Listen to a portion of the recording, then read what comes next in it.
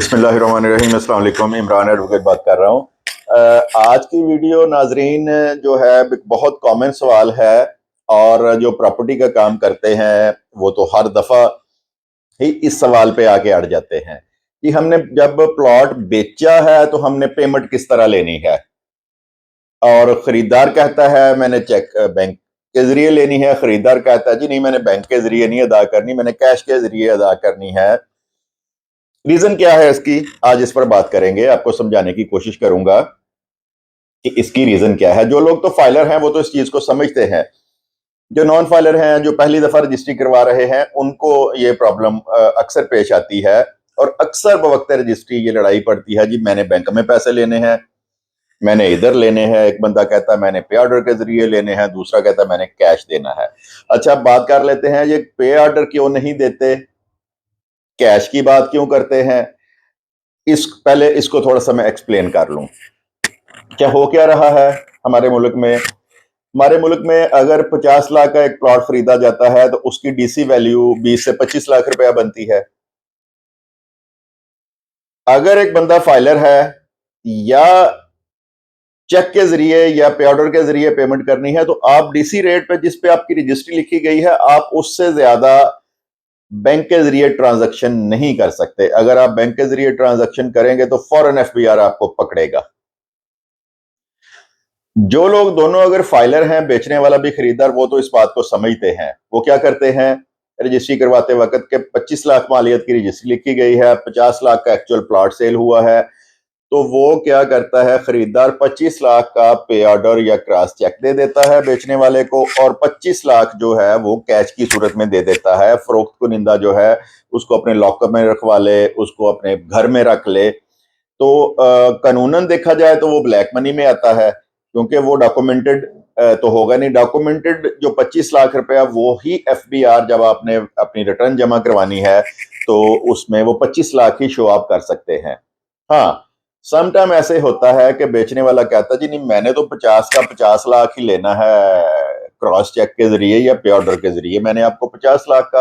अच्छा, वहां पे क्या होता है कि जो फाइलर होते हैं उनके पास वाइड पैसे होने चाहिए, वेल्थ में वाइड पैसे होने चाहिए। अगर तो उसके पास ज्यादा पैसे हैं और वो अपने उसको वाइड करना चाहता है, और वो 50 का 50 लाख पे ही रजिस्ट्री करवा लेगा। लेकिन यहां पर भी एक सवाल आता है कि 25 लाख की रजिस्ट्री पे खर्चा फर्ज करें आ रहा है 2 लाख रुपया, अगर आप 50 लाख की रजिस्ट्री करवाएंगे तो उस पर खर्चा आएगा 5 लाख रुपया। तो सबसे ज्यादा जब लड़ाइयाँ इस चीज की बनती हैं या सवाल उठाए जाते हैं या लोग इस बारे में क्वेश्चन करते हैं, तो फिर उसकी रीजन क्या होती है कि बेचने वाला कहता है जी मैंने 50 का 50 ही बैंक के जरिए लेना है, जबकि खरीदार जो फाइलर है वो बंदा 25 लाख तक ही दे सकता है डीसी रेट के मुताबिक जितने की रजिस्ट्री लिखी गई है, बाकी वो देगा पैसे उसको कैश की सूरत में। तो इसमें आपके लिए अहम बात यह है कि जब भी आपने एग्रीमेंट करना है प्रॉपर्टी के लेन देन का, तो उसमें बाहमी मुशावरत कर लें। जी हमने डीसी रेट के मुताबिक, जब इकरारनामा लिखा जाता है तो उसमें एक चीज बड़ी वाज़ेह मेंशन की जाती है कि खरीदार डीसी रेट के मुताबिक अपने नाम पे रजिस्ट्री करवाएगा। अगर उसमें यह लिखा जाए कि डीसी रेट नहीं, एक्चुअल मालियत के मुताबिक रजिस्ट्री हो, फिर तो इस तरह का प्रॉब्लम आता ही नहीं है। लेकिन ये बहुत कम ऐसे प्रॉब्लम्स आते हैं, क्योंकि जब 50 लाख की रजिस्ट्री लिखी जानी है तो वो जो बेचने वाला है उसको भी टैक्स उसी हिसाब से ही देना पड़ेगा।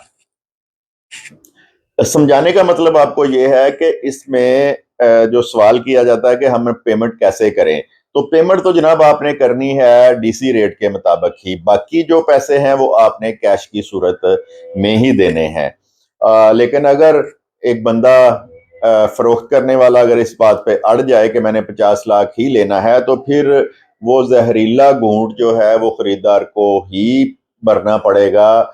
50 लाख की रजिस्ट्री करवाएगा, लेकिन वो उस सूरत में करवा सकता है अगर उसकी एफबीआर में 50 लाख तक जो है वाइड पैसे पड़े हैं। अगर उसके पास 25-30 लाख रुपया पड़ा है तो फिर वो कतन 50 लाख वाली रजिस्ट्री नहीं करवाएगा। एक तो उसका रजिस्ट्री खर्चा उस पर ज्यादा आएगा, और दूसरा एफबीआर को वो क्या जवाब देगा कि मेरे पास तो 30 लाख रुपए वाइट था, 50 लाख की रजिस्ट्री मैंने कैसे करवा ली है।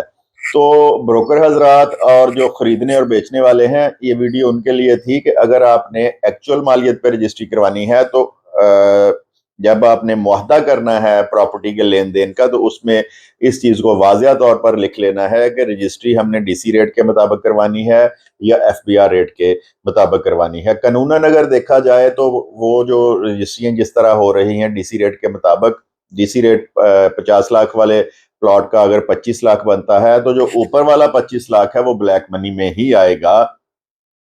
बेचने वाला 25 लाख तो अपने अकाउंट में पे ऑर्डर के जरिए ले सकता है, लेकिन जो दूसरा 25 लाख है वो कैश की सूरत में लेगा और फिर उसको लॉकर में रखेगा या फिर अपने घर में रखेगा। उसको वो बैंक में नहीं रखेगा। अगर बैंक में रखेगा और बैंक की तरफ से अगर नोटिस आ गया तो 25 लाख तो वो जस्टिफाई कर लेगा कि मैंने ये रजिस्ट्री दिखा के मैंने प्लॉट खरीदा। 25 लाख का वो क्या जवाब देगा। तो इस सिलसिले में आपको बहुत, आजकल जिस तरह एफपीआर एक्टिव हुई है, तो उस सिलसिले में आपको बहुत ध्यान से, जो बंदे फाइलर हैं, अब तो हर बंदा ही फाइलर होकर रजिस्ट्री करवा रहा है, तो उसमें आपने बड़े ध्यान से और पूरा अपना एफबीआर वाले वकील से चेक करके कि मेरी वाइट मनी कितनी है, तो उसके मुताबिक आपने रजिस्ट्री करवानी है।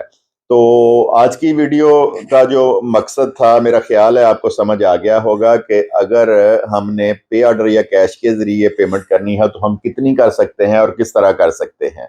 तो वीडियो को लाजमी शेयर करें, चैनल को सब्सक्राइब करें। ये वीडियो शेयर करने से बहुत से लोग जो रजिस्ट्री के वक्त ऐसे मसाइल का शिकार हो जाते हैं, तो उनके लिए बहुत मुफीद वीडियो होगी। वो पहले ही अपना कोई सबब पैदा करें रजिस्ट्री करवाने का और बवक्त रजिस्ट्री फिर लड़ाई झगड़े से बच सकेंगे। चैनल को भी सब्सक्राइब करें। वीडियो देखने के लिए आपका बहुत बहुत शुक्रिया। खुदा हाफिज।